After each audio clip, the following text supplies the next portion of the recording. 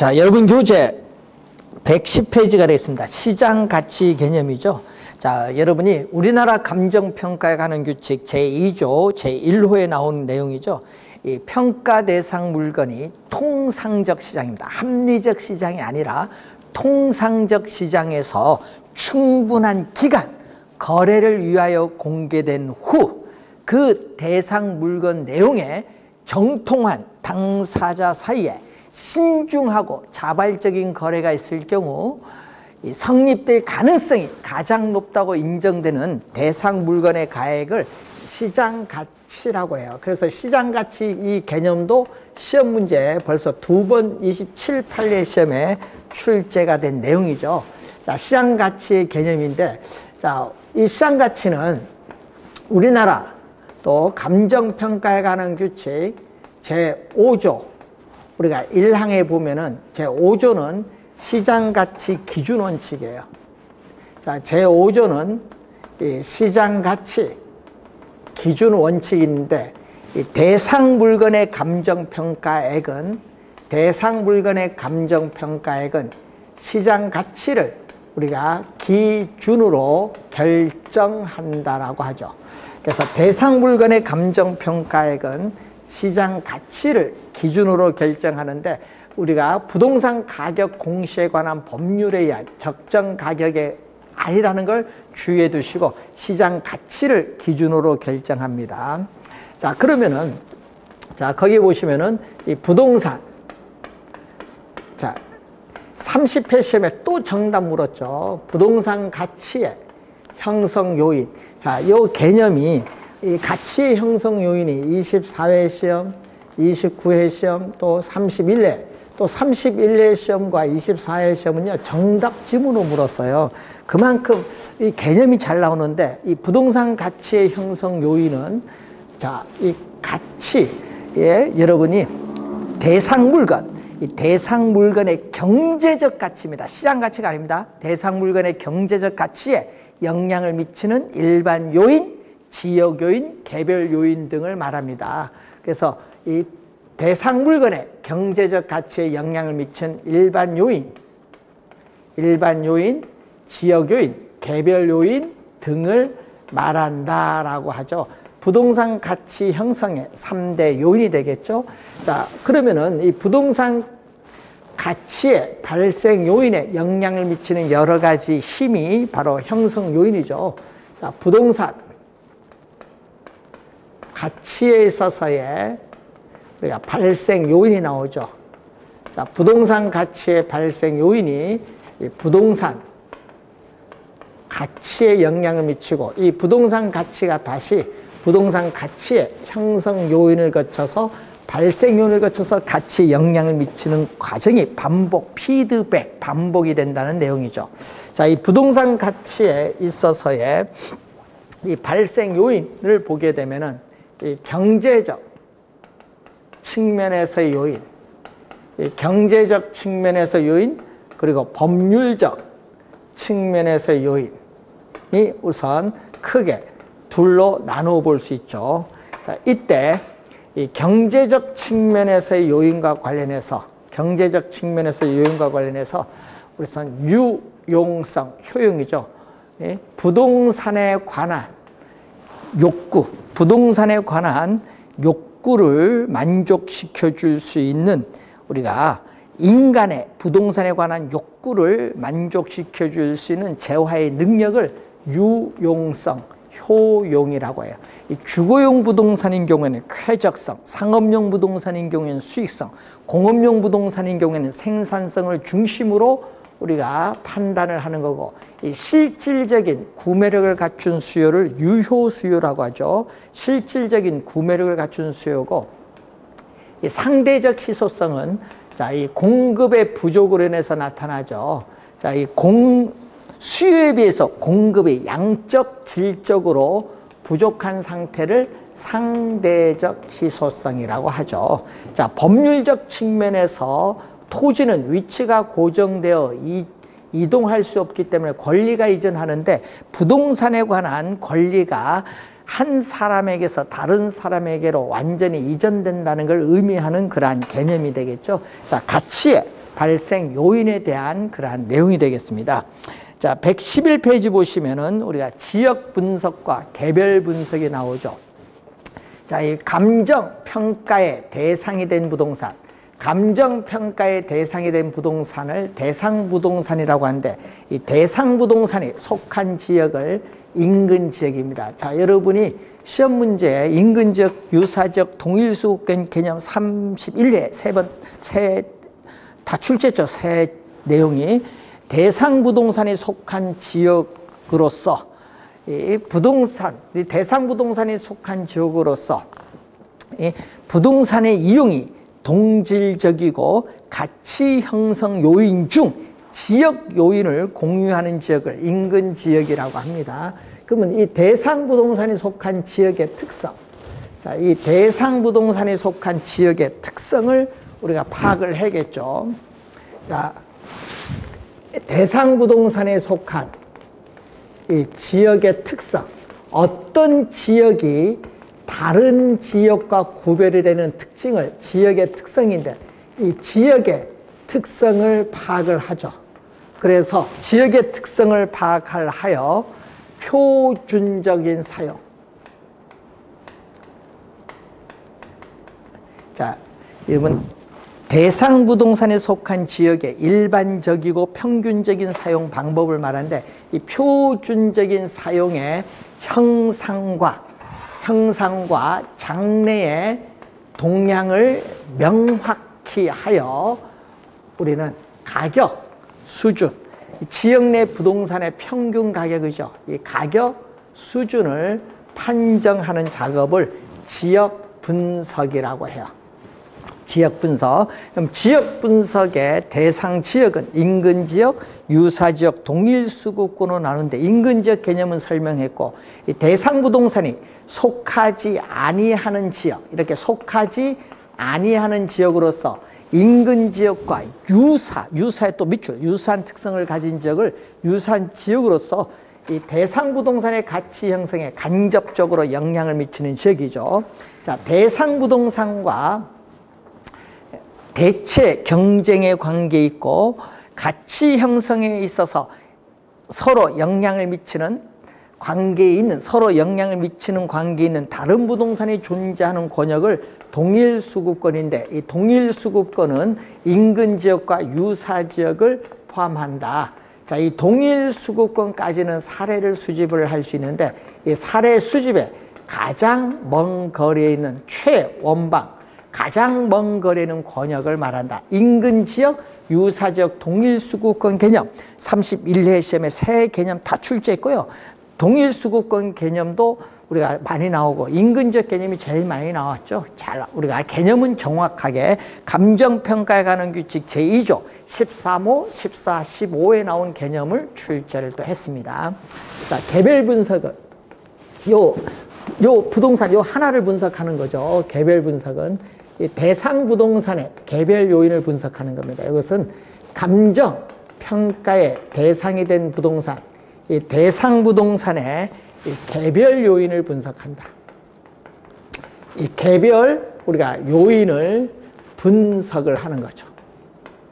자, 개별 요인을 분석해서 대상 부동산의 우리 최선의 이용, 최유효 이용을 판정을 하는 거죠.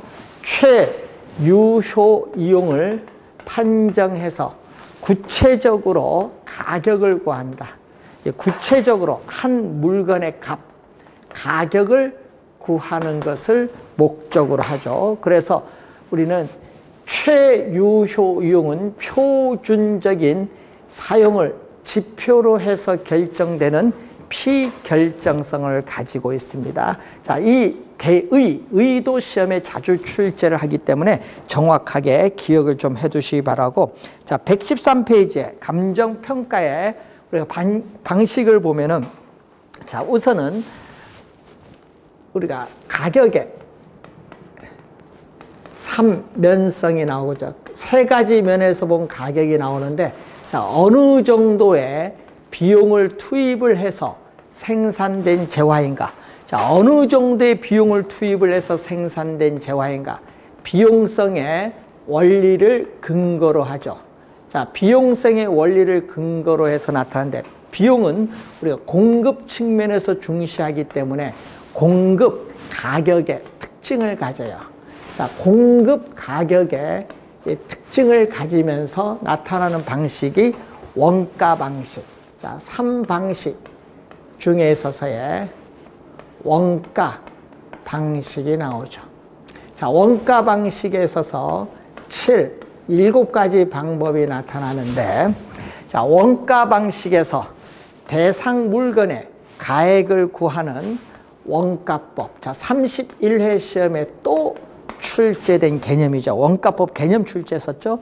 또 대상 물건의 임대료를 구하는 적산법인데, 이때 대상 물건의 가액을 우리는 적산 가액이고 대상 물건의 임대료를 적산 임대료라고 하죠. 항상 여러분 개념이 계속 출제되는데, 자, 31회 시험에는 원가법 개념을 또 출제를 했었죠. 적산가액이 뭐죠? 대상 물건의 재조달 원가.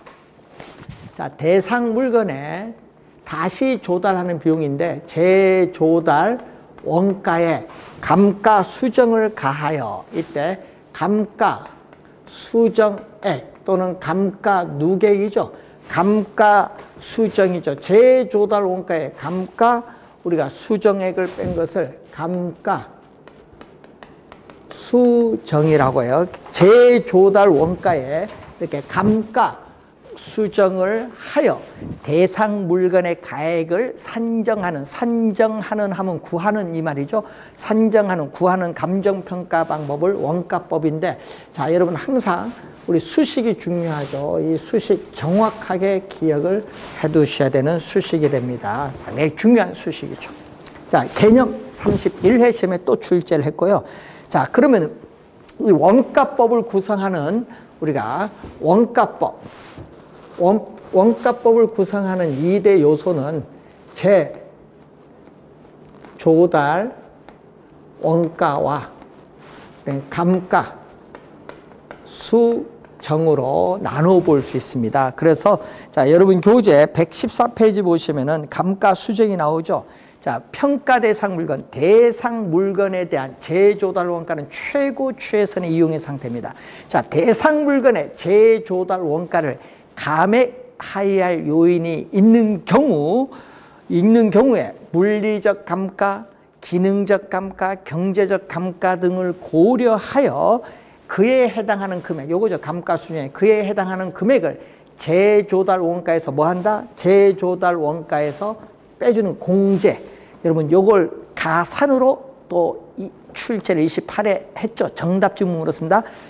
가산하여 공제하여 기준 시점에 있어서의, 자, 밑줄, 기준 시점의 밑줄, 대상 물건의 가액을 기준 시점에서의 대상 물건의 가액을 적정화하는 작업을 우리는 감가수정이라고 한다. 감가수정에 있어서의 개념인데, 자, 이때 감가 요인을 보면은, 감가 요인은 대상 물건 자체의 내부에서 발생하는 감가가 있어요. 이 내부적 감가는 이 물리적 감가, 말 그대로 이 물리적 상태의 변화로 인해서 부동산 가치의 손실을 가져오는 거죠. 비바람, 풍우 작용에 의해서 우리는 노후화가 진행된다든지 화재로 인한 전소라든지 지진이나 홍수 등의 자연재해로 인해서 건축물이 일부 파괴되거나 손상을 입는 경우, 사용에 따라 마모되거나 마멸되는 경우, 물리적 감가입니다. 이 물리적 상태의 변화는 별도로 이 기능적으로 효용, 유용성이 감퇴함에 따라 부동산 가치의 손실을 가져오죠. 대표적으로 설계의 불량, 설비의 부족, 이 디자인 악화, 기계의 능률이 저하, 형이 구식화, 뭐 이런 것을 의미하는 거죠. 자, 이거 내부적 감가고요. 자, 대상 물건 자체는 관계없어요. 대상 물건 자체는 관계없이 우리는 외부적 요인에 의해서 발생하는 감가가 바로 외부적 감가인데, 자, 외부적 감가의 대표적인 게 바로 경제적 감가죠. 대상 물건 자체의 내부적 요인에 관계없이 외부적 요인에서 발생하는 감가가 경제적 감가인데, 경제적 감가는 부동산이 속한 지역에 어울리지 못해서 부동산 가치가 하락한다. 자, 이러면 공업지역 안에 주택이 있으면 공업지역에 어울리지 않기 때문에 주택 가격 하락하죠. 또 대상 부동산이 시장에서 매매되거나 임대될 가능성이 점점 줄어든다. 그러면 가치가 하락합니다. 경제적 감가죠. 자, 감가 요인 우리가 이렇게 한번 확인해 보시기 바라고. 자, 적산법은 임대료 구하는 거죠. 자, 대상 물건의 기초 가액. 자, 대상 물건의 기초 가액에 이 기대 이율을 곱하죠. 대상 물건의 기초 가액의 기대 이율을 곱하여 산정한 이 기대 수익에 대상 물건을 계속 임대하는 데 필요한 경비를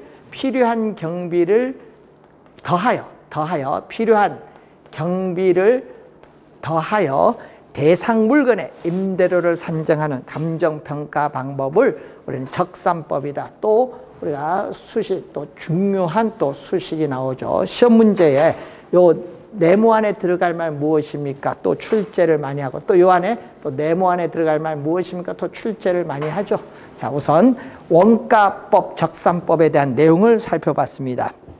자, 그 다음에 관련해서 우리는 어느 정도의 이제 가격으로 시장에서 거래되고 있냐, 어느 정도의 가격으로 시장에서 거래되고 있느냐, 이 시장성의 원리에서 나타나는데, 이것은 이 수요와 공급에 의해서의 균형, 가격의 특징을 가지고 있고, 나타난 방식이 여기는 비교 방식입니다. 비교 방식.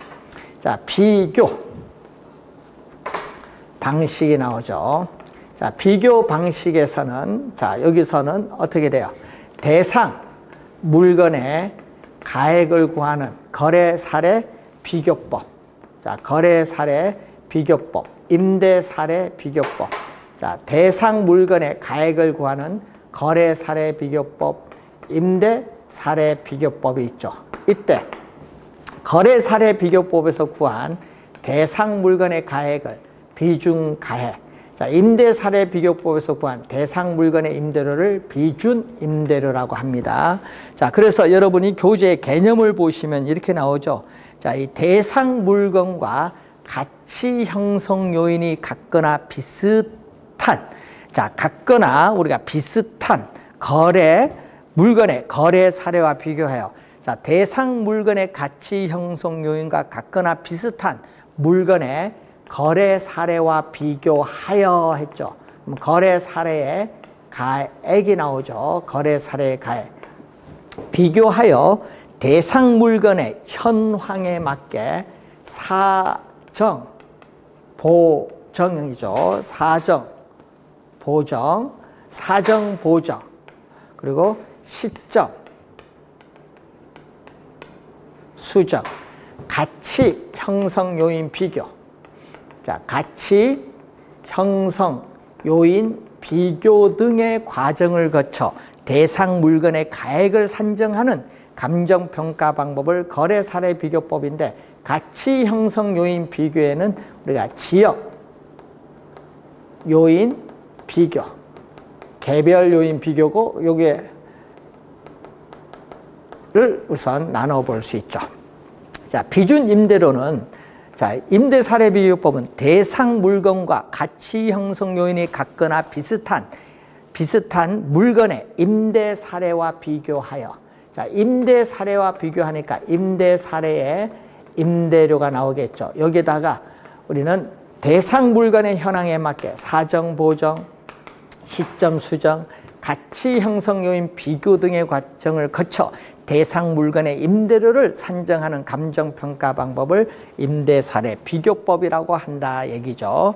자, 그리고 이 공시지가 기준법이 있죠. 자, 비교 방식에 있어서 특히 토지를 감정평가할 때 우리나라 감정평가에 관한 규칙 제14조 1항에 보면은 감정평가업자는 토지를 감정평가할 때에는 공시지가 기준법을 적용을 해야 된다. 여러분, 공시지가 비교가 아니에요. 공시지가 비교가 아니라 공시지가 기준입니다. 비교가 아니라는 거, 공시지가 기준법을 적용하는데 이때 이 대상 토지의 가액을 구하는 건데 여러분 31회 시험에 또 출제했죠. 자, 대상 토지와 가치 형성 요인이 같거나 비슷하여 유사한 이용 가치를 지닌다고 인정되는, 자, 유사한 이용 가치를 지닌다고 인정되는 표준지의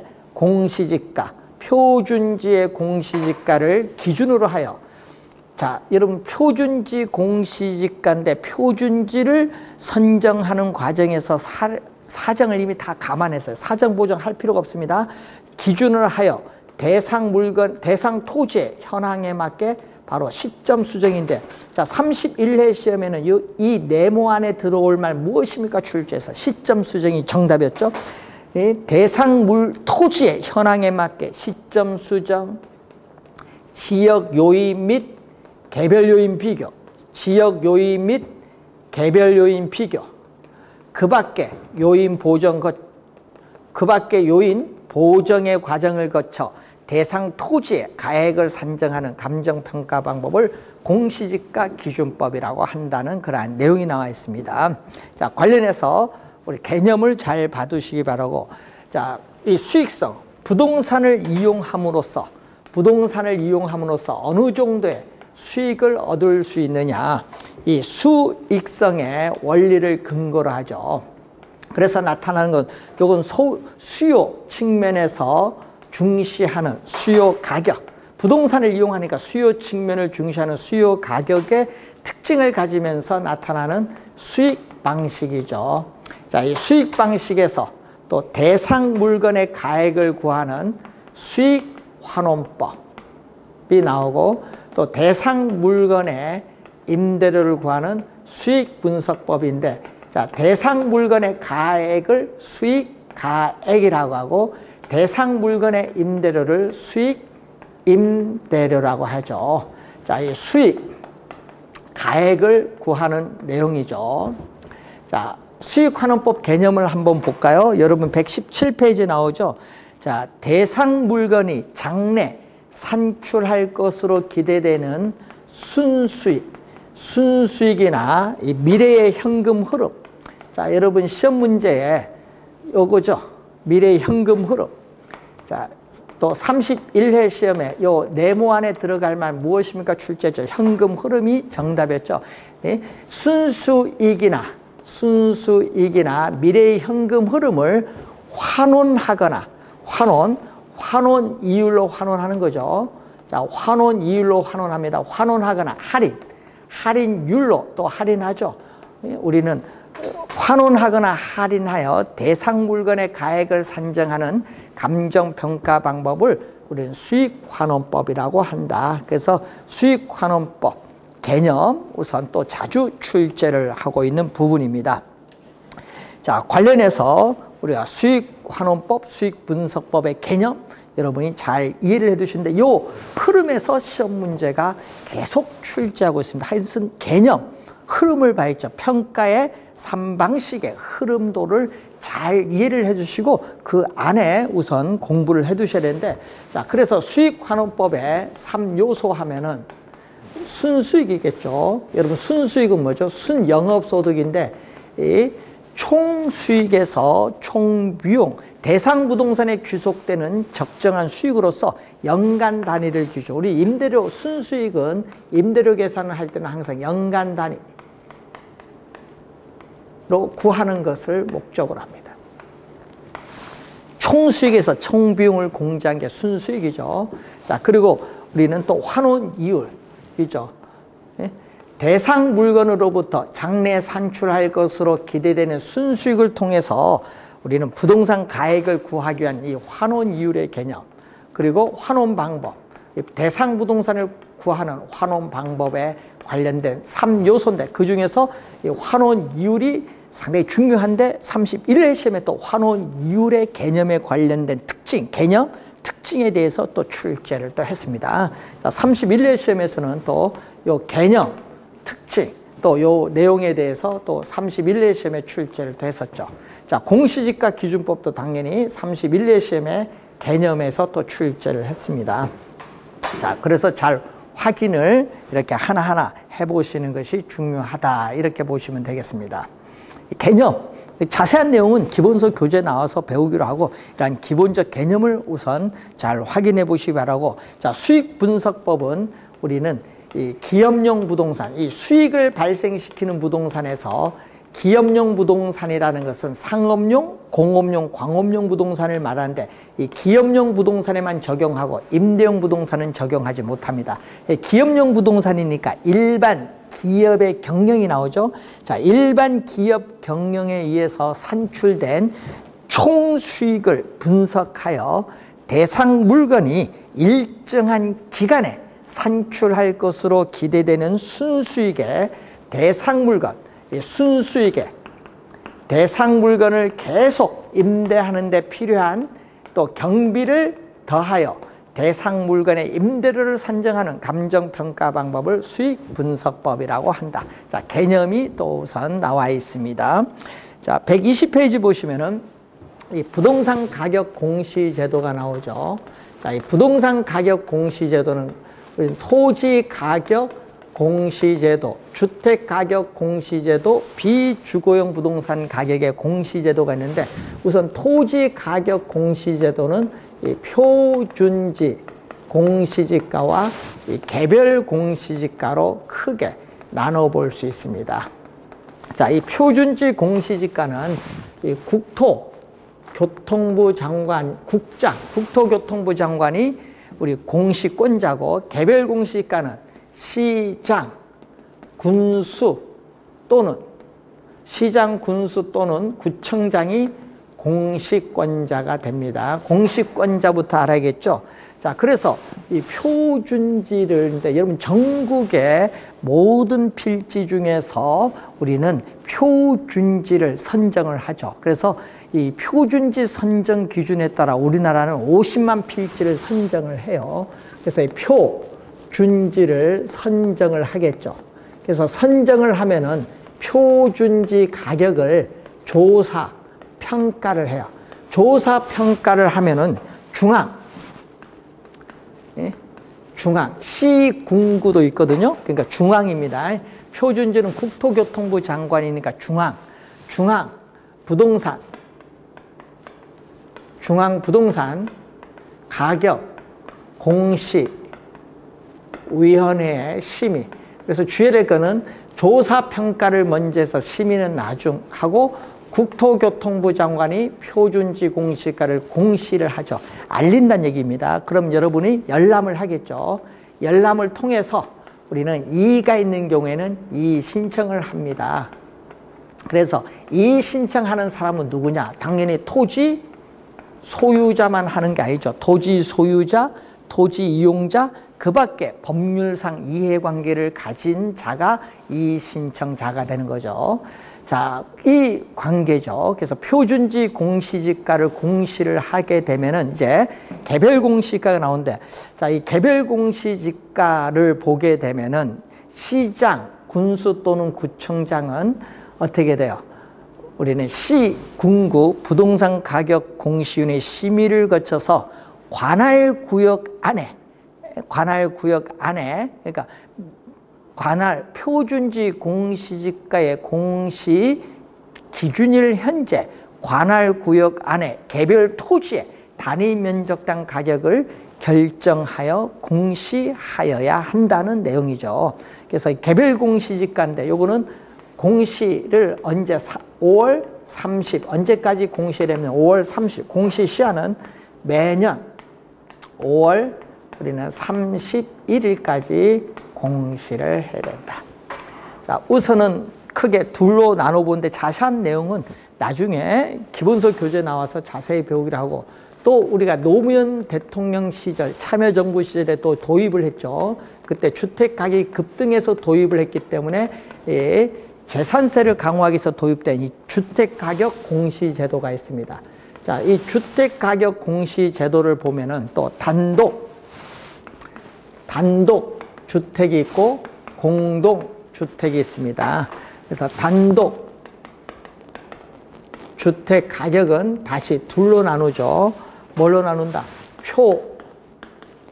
표준주택과 개별주택으로 나눕니다. 자, 표준주택 가격. 개별주택 가격인데 이 표준주택 가격의 공시권자는 또 누구? 국장이 되겠죠.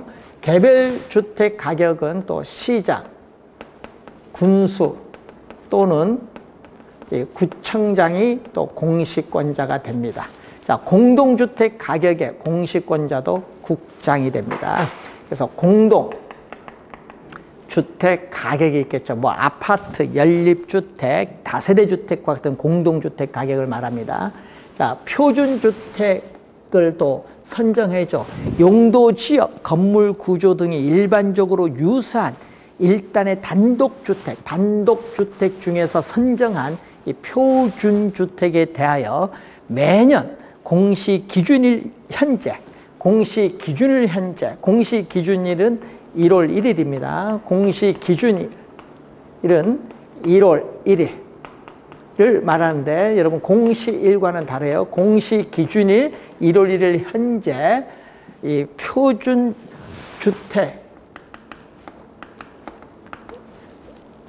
먼저 선정을 해서 우리는 한국감정원이 바뀌었어요. 뭘로 바뀌었죠? 한국감정원이 한국부동산원으로 바뀌었어요. 자, 여러분 한국감정원이 한국부동산원으로 바뀌었는데 한국부동산원의 의뢰를 산정을 합니다. 의뢰를 산정하기 위해서 의뢰를 합니다. 한국부동산원에 산정하기 위해서 의뢰를 합니다. 그래서 또 누구? 중앙. 여기도 국장일 때는 항상 중앙입니다. 중앙. 또 부동산 가격 공시위원회에 또 심의를 거쳐서 표준주택 가격을 국토교통부 장관이 공시를 하고 또 열람 등을 통해서 이의가 있으면 또 이의를 또 신청을 하는 그러한 내용이 되겠죠. 자, 산정은 우리가 아까 얘기했죠. 산정을 하기 위해서 한국부동산원에 의뢰를 한다는 거 기억해 두셔야 되겠습니다. 자, 그리고 개별주택 가격은 이 표준주택 가격의 공시 기준을 현재 누가 시군구 부동산 가격 공시 심의를 거쳐서 표준주택 가격의 공시 기준을 현재 관할 구역 안에 개별주택 가격을 결정 공시하여야 한다는 거죠.